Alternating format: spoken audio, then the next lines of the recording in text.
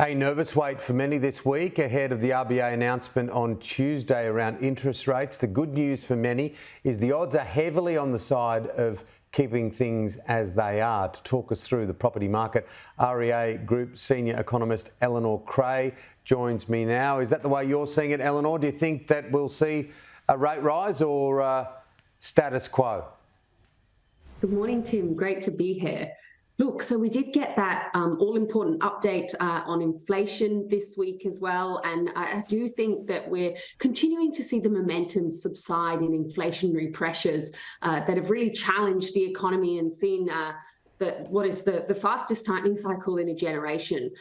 So I think at the moment, certainly given that we know that there is that narrow path for the RBA to tread to achieve that soft landing for the economy, and bring inflation back down to target, it does look like possibly a pause could be on the cards this week.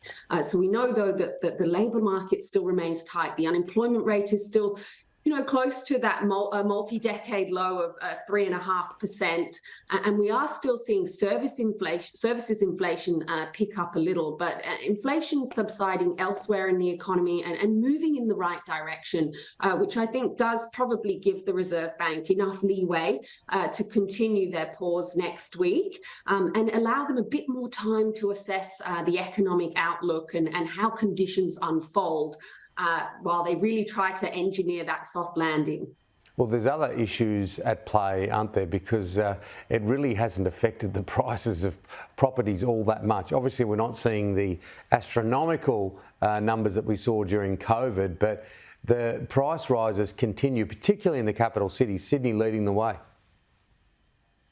Yeah, we are continuing to see the rebound in home prices that we've seen so far this year continuing. That's certainly right. Now, the Reserve Bank don't target property prices, so that is, I guess, outside of their mandate with respect to next week's decision. But certainly we are continuing to see that recovery in home prices, and you're exactly right. It is the Sydney market that's leading the way, and I think that's one of the reasons why we're continuing to see pretty strong auction activity, really quite unseasonably strong auction activity. So we've got an uptick in the number of properties heading to auction this week, and it's actually the highest number of homes scheduled to go to auction since the peak of the autumn selling season this weekend.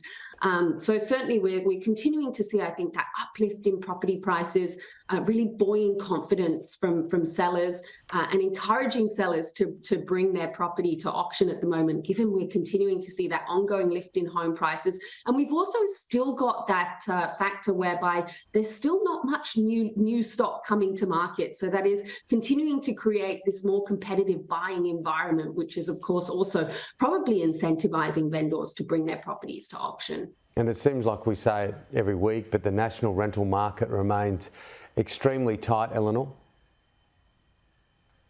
Yeah, that's exactly right. I mean, we touched on the fact that we're seeing those inflationary pressures maybe beginning to ease elsewhere in the economy, but certainly no easing in terms of rental price inflation. We're continuing to see that the strong increase in advertised rents that we've seen on realestate.com over the past 2 or so years is continuing to flow through to paid rents in the CPI. And actually, over the past year, we've seen that rental prices across the capital city markets in terms of advertised rents on realestate.com.au have increased 17%. So we're likely going to continue to see that strength in advertised rents flowing through into paid rents in the CPI, given as we see, old leases rolling over, rental arrangements being renegotiated and the like. So certainly, tough conditions for renters, particularly in the major capital cities, are remaining at the moment. Although there is some good news, or I guess the silver lining maybe in the rental market, is that we are starting to see those strong rental price increases coming off the boil a little in regional markets. And some regional markets are starting to see vacancies easing as conditions get a little bit less tough in the regions, but certainly still very tough for renters in our major capital cities. Yeah, at least there's a little bit of bright news in that space. Thanks so much, Eleanor. Thank you for having me.